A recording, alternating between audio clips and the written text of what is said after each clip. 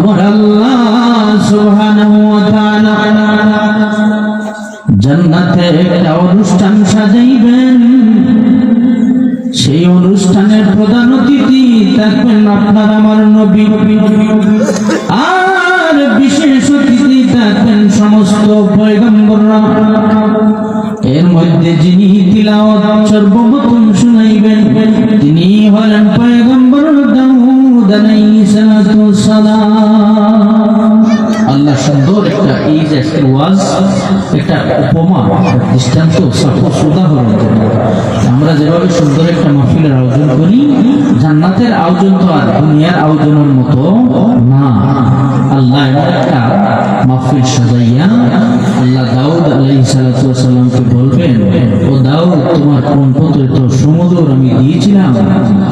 পয়গম্বর দাউদ তার জীবদ্দশায় যখন জবুর কিতাব তিলাওয়াত করতেন, এত সুমধুর কণ্ঠের সুর ছিল, সমুদ্রের মাঝ পর্যন্ত পয়গম্বর দাউদের তিলাওয়াত শোনার জন্য সমুদ্রের কিনারে এসে যেত। কণ্ঠ সুন্দর না খারাপ?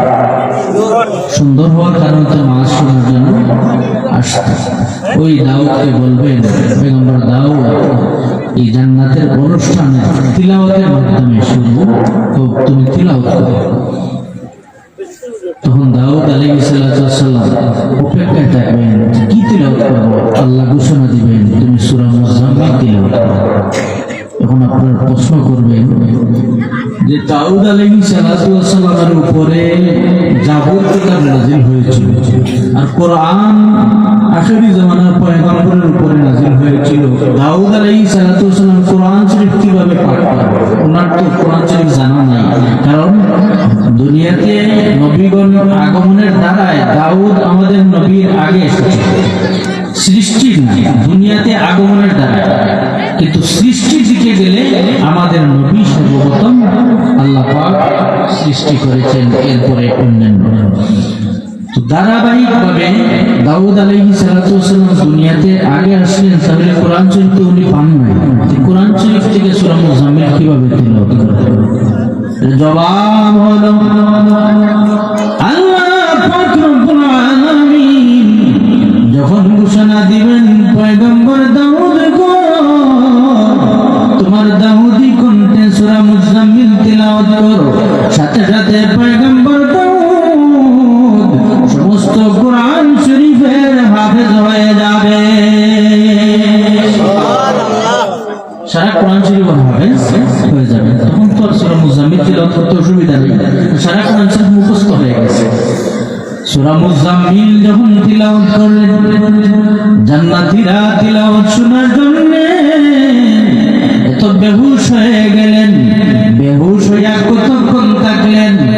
800 বছর বেহুশ হইয়া থাকবে। বুঝেন তিলাওয়াতে কি মজা? জান্নাতীরা 800 বছর বেহুশ হইয়া থাকবে।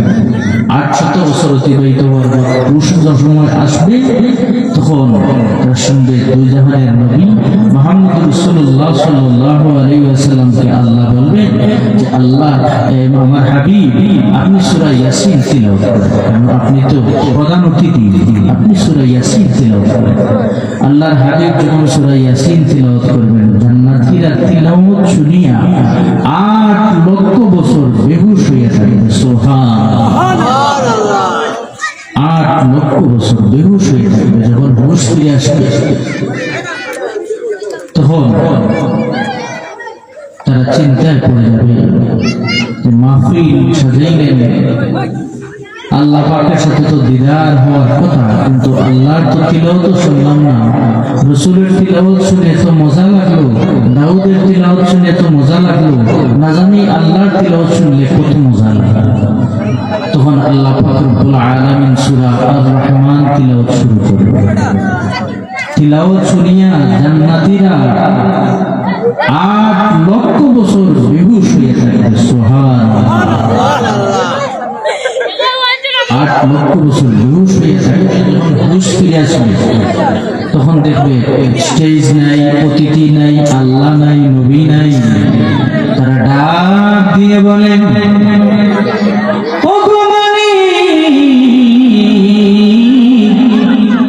তোমার তো ওয়াদা, তুমি ইমানদারদের সাথে ওয়াদা করেছ তিনটা পুরস্কার দিবে। 1 নম্বর পুরস্কার হলো দিদারে ইলাহি।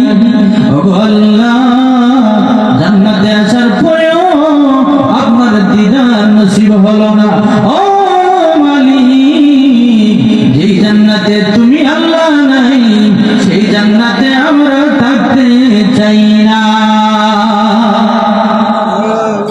এই জান্নাতে আপনি আল্লাহ নাই, আমরা এই জান্নাতে থাকতে চাই না। আপনি যেখানে আছেন সেখানে আমরা। আল্লাহ তো বড় দয়া। আল্লাহ ঘোষণা দিলেন, জিবরাইল রে, আমার জান্নাতি বান্দার শরীরে 2টা করে পাখা লাগাইয়া। জিবরাইল জান্নাতীদের শরীরে 2টা করে ডানা লাগাইয়া দেন। মঙ্গলবার জান্নাতীর আকাশের দিকে আরশে আজিমে যাবেন আল্লাহর সাথে দিদারের জন্য। ওরা দিতে থাকেন, উঠতে উঠতে যখন সন্ধ্যা হয়ে যাবে, ইয়াকুতের একটা পাথর, ওই পাথরে গিয়া তারা বিশ্রাম নিবেন। ওই পাথর এমন একটা পাথর, জান্নাতের ইয়াকুতের পাথর, ওই পাথরে তারা অবস্থান করবেন। আল্লাহ তাদেরকে জান্নাতি শরবত পান করাইবেন। জান্নাতি শরবত, দুনিয়ার শরবত, জান্নাতি শরবত পান করানোর পর বুধবার ফজরে নামাজ পড়ে আবার আরশে আজিমের দিকে তারা উড়াল দেওয়া শুরু করবে। উড়তে উড়তে জান্নাতীরা বুধবার যখন সূর্য অস্ত হয়ে যায়, এমন সময় তারা আশ্রয় নিবেন আরেকটি পাথরের নিকটে। তখন আরশে আজিম দেখা যায়, কিন্তু আরশে আজিমে বুঝতে পারেন নাই। জান্নাতীরা আবার এই পাথরের সন্ধ্যা রেস্ট নিবেন, বিশ্রাম নেবেন। বৃহস্পতিবার ফজরের নামাজ পড়িয়া আবার তারা উড়াল দেওয়া শুরু করবেন। উঠতে উঠতে আরশে আজিমে চলে যাবেন। সুবহানাল্লাহ। আরশে আজিমে যখন চলে যাবেন, আল্লাহ পাক রব্বুল আলামিন পর্দার অন্তরালে থেকে তাদের সাথে কথাবার্তা বলবেন। তখন জান্নাতীরা ডাক দিয়ে বলবে, ওগো আল্লাহ, জান্নাতের অনুষ্ঠানেও আপনাকে আমরা দেখতে পেলাম না, আরশে আজিমেও আমরা দেখতে পেলাম না। ওগো আল্লাহ, যে আরশে আজিমে এসে আপনার দিদার হয় না, ওই আরশে আজিমে আমরা থাকতে চাই না। আরশে আজিমে এত কষ্ট করে আসলাম, এখানে আসার পরেও আপনার দিদার আমরা পেলাম না, এই আরশে আজিম আমরা থাকতেই চাই। তখন আল্লাহ পাক রব্বুল আলামিন পর্দা সরাইয়া জান্নাতীদের সাথে সাক্ষাৎ দিবেন। দিদারে ইলাহি জান্নাতীরা যখন নসিব হবে, জান্নাতীরা আমার আল্লাহ পাককে দেখিয়া তখন কোন সুরতে তারা দেখবেন আল্লাহই ভালো জানেন। আমার আল্লাহকে দেখিয়া তারা 90 লক্ষ বছর বেহুশ হইয়া থাকবে। সুবহানাল্লাহ। আরেক বড় আছে 90,000 বছর, লক্ষ বছর। যখন 90 লক্ষ বছর আল্লাহ পাককে দেখিয়ে তারা কুদরতি কদমে সেজদায় পড়ে বেহুশ হয়ে থাকবে, তাদের হুশ ফেরার পর আল্লাহ ডাক দিলেন, জান্নাতীরা মাথা উঠাও। তখন জান্নাতীরা বলবে, আল্লাহ মাত্র সেজদা দিলাম আপনার কদমে, আপনি বলতেছেন ওটাই বলি। আমাদের যত আশা, যত তামান্না ছিল সেটা পূরণ হয়ে গেছে। ও মালিক, আপনার কুদরতি কদমে সেজদা দিতে চাই। আবার আল্লাহ ডাক দিয়ে বলবেন, আবার জান্নাতীরা রে, তোমরা 1 ঘন্টা না, 1 দিন না, 2 দিন না, 90 লক্ষ বছর সেজদার মধ্যে কাটিয়েছো। এইভাবে জান্নাতীরা যারা ঈমান এনে সৎ কাজ করে জান্নাতে যাবেন, তারা দিদারে ইলাহি, আল্লাহর সাথে দিদার এইভাবে করবে। সুবহানাল্লাহ। 2 নম্বর পুরস্কার হলো আল্লাহ যারা ঈমান এনেছেন, সৎ কাজ করেছেন, তাদেরকে ক্ষমা করবে।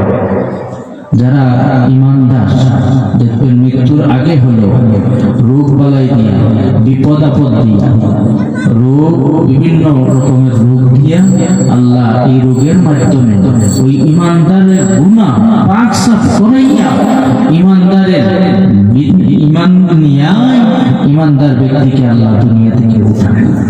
এমনও আমরা নজির দেখেছি। তো আল্লাহ পাক রব্বুল আলামিন ঈমানদারদেরকে ক্ষমা করার জন্য অনেক পন্থা খুঁজেন, নাইলে পেটে বেটা ধরাইয়া ওই ঈমানদার মানুষকে দুনিয়া থেকে উঠাইবেন, না হয় উষ্টা খাওয়াইয়া ওই উষ্টার মাধ্যমে ঈমানদার মানুষের পাপ যেন ক্ষমা হয়, এর উসিলায় আল্লাহ ক্ষমা দিয়ে আল্লাহ ওনাকে দুনিয়া থেকে উঠাইবেন। ঈমান থাকতে হবে।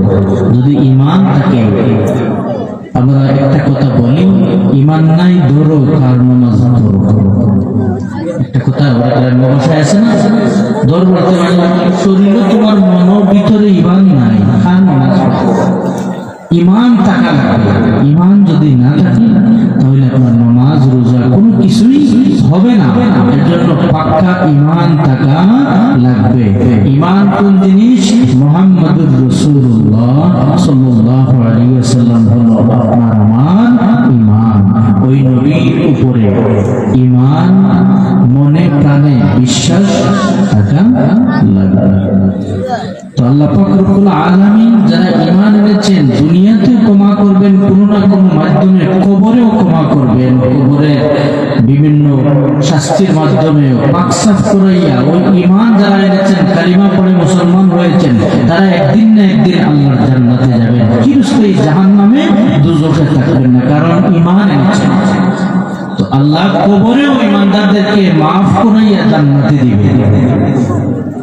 হাসরের ময়দানে যদি কোনো ঈমানদার আমলে ঘাটতি পড়ে যায়, তখনও আল্লাহ পাক ঈমানদারের কোনো উসিলা তালাশ করবেন, যে কোনো উসিলার মাধ্যমে আমার বান্দাকে ক্ষমা করে দেওয়া যায়, কারণ আমার বান্দা নয় ঈমানদার। হাসরের মাঠে আল্লাহ পাক রব্বুল আলামিন 2 বান্দাকে ডাকবেন। দুইজনেই পাপী, দুনিয়াতে পাপ করেছেন। ওই 2 জনকে ডেকে বললেন, আমার বান্দারা তোরা জাহান্নামে দৌড়ে যাও। আল্লাহর অর্ডার পাইয়া একজন এমন দৌড় দিবে যাতে আল্লাহর হুকুমটা অমান্য না হয়। আর ওখানে দৌড়ায় না, যায় যায় পিছনে তাকায়। আবার আল্লাহ 2 জনকে আবার ডাকলেন, রে বান্দারা তুমি কেন এত বেশি দৌড়াইলে? তুমি কেন যাও আমার পিছনের দিকে তাকাও? ও আমার বান্দারা, কারণটা কি? যে দৌড় দিয়েছিল সেই ব্যক্তি বলবে, ও আমার মালিক, আমি দৌড় দিয়েছি, দুনিয়াতে আপনার কথা মানি নাই, নামাজ পড়ি নাই, রোজা রাখি নাই, হসপিটালের যত বিধিনিষেধ ছিল হারাম হালাল করে বাসপিস করি নাই। ও মালিক, আমার তো জাহান্নাম ছাড়ার কোনো উপায় নাই। শেষ পর্যন্ত আপনার হুকুমটা যেন আমি পালন করি, যাতে আমার ত্রুটি না হয়, এই ভেবে আমি দৌড়াইতেছি। আমার আল্লাহ বললেন, বান্দা ঠিক ঠিক ঠিক, এমন কি তোমার উদ্দেশ্যটা ছিল? আল্লাহ, আপনার উপায় নাই, জাহান্নাম তো যাও লাগবো, আপনার হুকুমটা যাতে অমান্য না হয়, এর জন্য আমি দৌড়াইতেছি যত স্পিড আছে। আরেকজনকে জিজ্ঞাসা করবে, তুমি যাও আর পিছন দিকে থাকো, কারণ কেন? ওই বান্দা ডাক দিয়ে বলে, আল্লাহ গো, আপনি তো রহমানুর রহিম, আপনি তো পবিত্র কালামুল্লাহ শরীফে ঘোষণা দিয়েছেন, লা তাকনাতু মির রাহমাতিল্লাহ। বান্দা যদি পাহাড় সময় পরিমাণ গুনাহ করে আর মালিকের দরবারে তওবাতুন নাসুহার মতো নিষ্ঠার মতো তওবা করে, আল্লাহ তুমি ওই পাপী বান্দার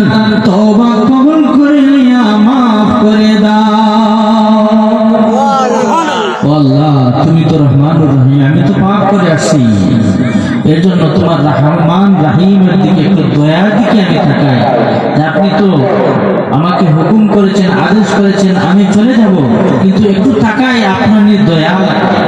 আল্লাহ তখন ডাক দিয়ে বলবেন, আমার বান্দারা রে, এমন উদ্দেশ্যটা তোমাদের থাকার কারণে আমি আল্লাহ তোমাদের জিন্দগির সমস্ত গুনাহ মাফ করে দিলাম। সুবহানাল্লাহ। এরপরে আল্লাহ উসিলা তালাশ করবেন যে বান্দাকে যাতে জাহান্নামে না দেওয়া যায়, জান্নাতে কিভাবে দেওয়া যায়, আল্লাহ উসিলা তালাশ করবেন। শর্ত হলো ঈমান থাকবে।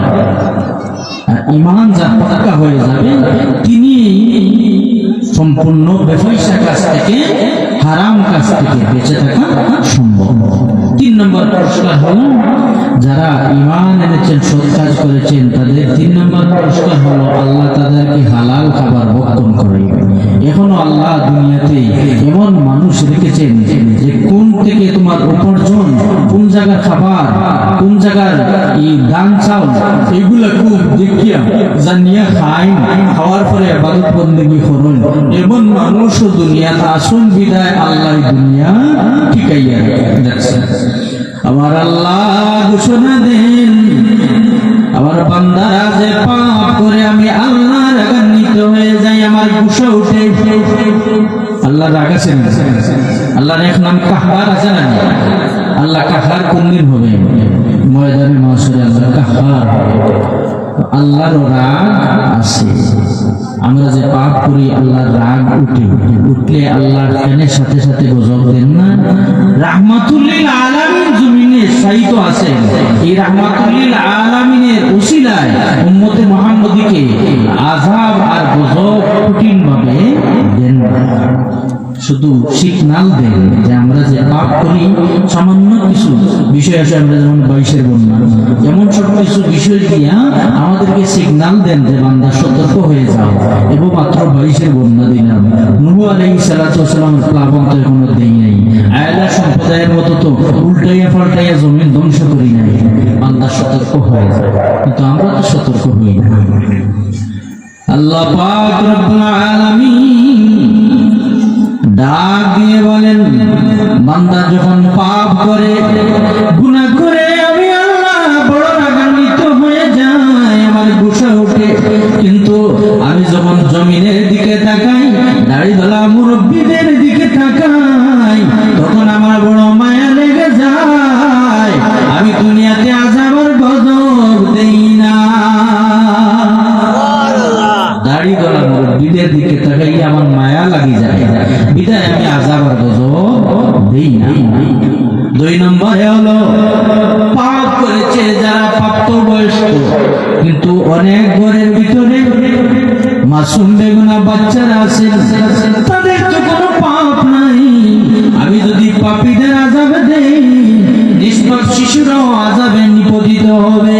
আমি যখন দুনিয়ার নিষ্পাপ শিশুদের দিকে তাকাই, আমি আল্লাহর মায়া লেগে যায়, বিদায় দুনিয়াতে আমি আযাব আর গজব দেই না।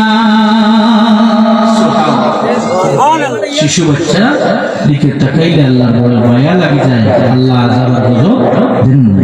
3 নম্বরে হলো যে আল্লাহ পাক রব্বুল আলামিন যে হিংস্র প্রাণী, কত মাখলুকাত আল্লাহ সৃষ্টি করেছেন, একটা হিসাব পাওয়া যায়। 80,000 আলম, 18,000 মাখলুকাত, আরো মধ্যে আছে, এটা আইডিয়া। তো আল্লাহ পাক রব্বুল আলামিন মানুষ আর জিন্নাতের কাছ থেকে হিসাব নিকাশ নেবেন। ওমা খালাকতুল জিন্না ওয়াল ইনসা ইল্লা লিয়াবুদুন। ওই 2 জাতির ইবাদত বন্দেগী আল্লাহ পাক করার জন্য দুনিয়াতে পাঠিয়েছেন। ওই 2 জাতির কাছ থেকে হিসাব নেবেন। বনের হিংস্র প্রাণী, গরু, ছাগল, ভেড়া, দুম্বা, তাদের কাছ থেকে তো আল্লাহ হিসাব নেবেন না। যখন আল্লাহ আযাব আর গজব দিবেন, 22-এর পানির মতো বা বড় বন্যা আরো যদি হয়, তাহলে তো এই পানিগুলা পানিতে বেশি বেশি মরে যাবে। এই গরু, ছাগল, তাদের তো হিসাব নাই, গুনাহ নাই।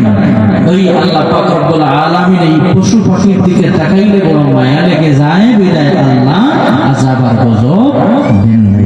এজন্য আমরা সতর্ক হওয়া দরকার, কারণ আমাদের পাপের কারণে বারবার সিগন্যাল আসতেছে, কিন্তু আমরা শুদ্ধ হই নাই।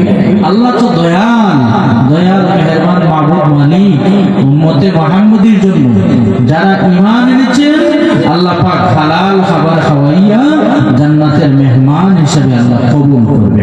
তো আল্লাহ পাক রব্বুল আলামিন যারা ঈমান এনেছেন এবং সৎ কাজ করেছেন তাদেরকে আল্লাহ পুরস্কার কয়টা দিবেন?